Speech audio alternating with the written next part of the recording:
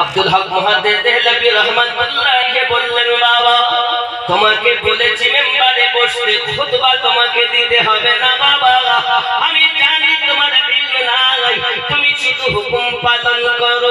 যেই না ওই ব্যক্তি প্রশ্নকারী মেম্বারে রাসূলে গিয়ে আপনার বসেছে, হুজুর কিবলা নিজের মাথা রুমালখানা খুলে তার মাথায় চাপিয়ে দিয়েছে।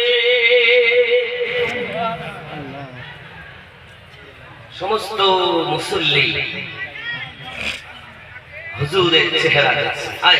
আব্দুল হক মুহাদ্দিস দেহলভী রাহমাতুল্লাহ আলাইহি কত সুন্দর নূরানি চেহারা, তাই ঘন আপনার দেহবত্র দেখতে অতি সুন্দর।